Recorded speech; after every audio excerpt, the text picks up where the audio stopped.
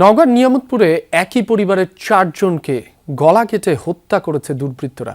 এ বিষয়ে আরো জানাতে আমাদের সাথে যুক্ত হচ্ছেন সহকর্মী শফিক ছোটন।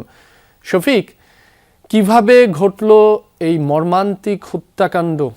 পুলিশ কি বলছে, আমাদের বিস্তারিত জানাবেন। এই ঘটনা কিভাবে ঘটেছে সেটি এখন পর্যন্ত আমি জানতে পারিনি, পুলিশও নিশ্চিত করে বলতে পারেনি। আমি এখানে এসেছি ঠিক হত্যা করেছে সেই বাড়িতে ঠিক আমার পেছনে হাজার হাজার মানুষ এই খবর শোনার পরে ছুটে এসেছে এখানে।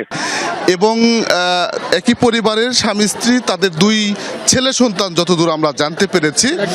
এবং পুলিশ যেটি বলছে যে তারা এই বাড়িতেই বসবাস করে। আমরা স্থানীয় লোকজনের সঙ্গে একটু জানার চেষ্টা করব যে এইখানে যাদেরকে হত্যা করা হয়েছে, এই লোমহর্ষক হত্যাকাণ্ড, কে কে হত্যাকাণ্ডের শিকার হয়েছে?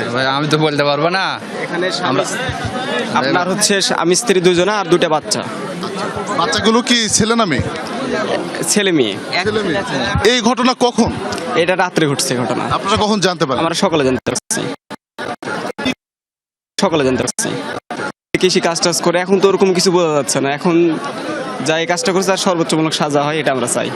আচ্ছা, কিন্তু এই যে এত বড় একটি ঘটনা, লোমহর্ষক ঘটনা, এটি কি ঘটনার সময় কি কেউ জানতে পারছে? না, কেউ জানতে পারেনি, সকালে জানতে পারছি সবাই। আচ্ছা, তো যিনি মারা গেছেন তারা আসলে কে কি করতেন? আপনার হচ্ছে যিনি ছেলে, উনি হচ্ছে আপনার কৃষি কাজ করতেন। ধরেন বাবা বুঝতে পারেন, ওই ছেলের বাবা। আর ওনার বউ হচ্ছে আপনার ওই একটু বোধহয় বাড়াতে চেষ্টা করছিল হয়তো, দিয়ে আপনার হচ্ছে চুলের মুঠে আগ্নেতে ধরে ওনাকেও আর কি আগ্নের মধ্যে জবাই করছে বাড়ির উঠানের ভিতরে আর কি। আর সন্তান ওই আপনার ভিতরে চুলের এখানে আর কি আঘাত করে ওনাকে গলাতে রক্তাক্ত অবস্থায়? হ্যাঁ, রক্ত অবস্থায় পড়ে আছে। রাব্বি, এখানকার স্থানীয় লোকজন যেটি বলছেন যে এই লোমহর্ষক ঘটনা গভীর রাতে ঘটেছে এবং একই পরিবারের 4 জনকে কুপিয়ে হত্যা করেছে দুর্বৃত্তরা। এবং এই ঘটনা আসলে স্থানীয় লোকজন তারা সকালে জানতে পেরেছেন।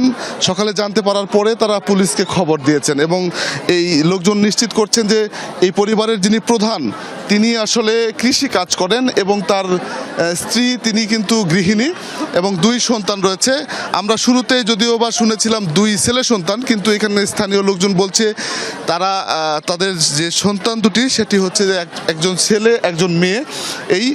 আমরা যদি একটু তাদের নাম জানার চেষ্টা করি। এই গ্রামে কার বাড়ি আপনাদের? এই গ্রামে কেউ আছেন আপনারা? ওদের নাম কি? মারা গেছেন তার নাম কি?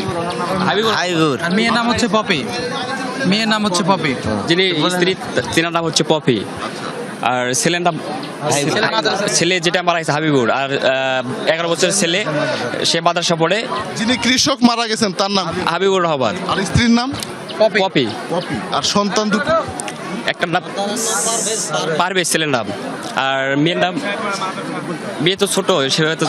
রাব্বি, আসলে এখানকার স্থানীয় লোকজন যেটি বলছেন যে এই লোমহর্ষক ঘটনায় তারা কিভাবে। অত্যন্ত হৃদয় বিদারক একটি হত্যাকাণ্ডের খবর জানাচ্ছিলেন আপনি শফিক, আপনাকে ধন্যবাদ।